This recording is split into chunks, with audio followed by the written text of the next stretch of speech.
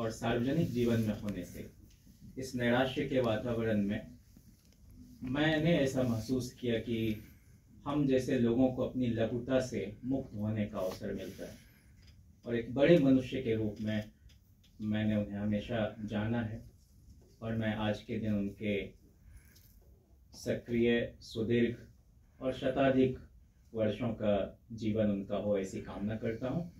और बहुत संक्षेप में एक दो जो बहुत ही सुंदर यादें उनके साथ मेरी हैं वो मैं साझा करना चाहता हूँ। पिछले बरस पटना में कर्पूरी जी को याद करते हुए सर का आना हुआ, और तब भी मैंने यह कहा कि भारतीय संसदीय जीवन से एक शानदार आवाज़ जो गूंज सकती थी, उससे हम सब लोग वंचित रहे।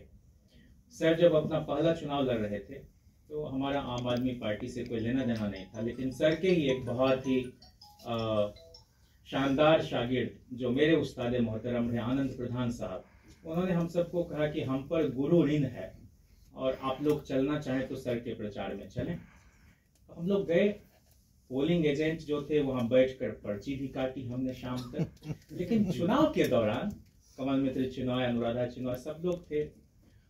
एक जगह आम आदमी पार्टी के बहुत उत्साही नौजवान वो सब कहते थे, आनंद कुमार पर दे झाड़ू दे झाड़ू दे झाड़ू। अब सर सुन रहे, हम लोग किशन पटनायक, मधु लेवय, मधु दंडवते उस परंपरा को याद करते हुए को रचनात्मक कुछ अपना स्लोगनेरिंग कर रहे थे। सर ने कहा आप लोग कल भी आइए, ये लोग इतना झाड़ू मरवा रहे हैं, क्या हम जीतेंगे? सबसे खूबसूरत पक्ष तो यह है कि जब चुनाव में शिकस्त मिली, बावजूद इसके एक थैंक्स गिविंग पार्टी अपने फैकल्टी सेंटर में दी और सबको बुलाया कि हमको 4.5 लाख लोगों ने अपनी पसंद बनाया। ये हमने कृतज्ञता का पाठ सीखा और सही अर्थों में एक अकुंठ जीवन, एक करुणामय व्यक्तित्व और एक सहृदय इंसान और आत्मीयता से भरा हुआ संसार जिनका रहा, हम सब लोग बहुत ही कृतज्ञ महसूस करते हैं। और आपने बहुत कुछ हम सबको दिया है, और मैं समझता हूँ कि जो व्यक्ति अपनी आत्मा से दूसरे व्यक्ति की आत्मा में ऊर्जा और शक्ति का संचार कराता है वही गुरु है, और जिसमें वह शक्ति संचरित होती है वही शिष्य है। अगर इस तरह का तादात्म्य संबंध नहीं है तो सामने वाला इंसान ब्रह्मा हो सकता है, विष्णु हो सकता है, महेश हो सकता है, गुरु नहीं हो सकता। तो अनास्था के भरोसा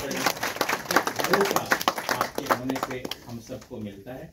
आपकी शान में 2 शेर मैं पढ़ना चाहता हूँ कि जिनके किरदार से आती है सदाकत की महक, सिर्फ इंसानियत की बात हुई है, मनुष्यता की बात हुई है सुबह से, तो जिनके किरदार से आती हो सदाकत की महक, उनकी तदरीस से पत्थर भी पिघल सकते हैं। क्या बात है। और मीर का एक शेर है कि मिलिए उस शख्स से जो आदम होवे, मिलिए उस शख्स से जो आदम होवे, नाज जिसको कमाल पर बहुत कम होवे, हो अगर गढ़ में सुखन तो गिरद आवे यक हल्क, और जो खामोश रहे तो एक आलम होवे। मैं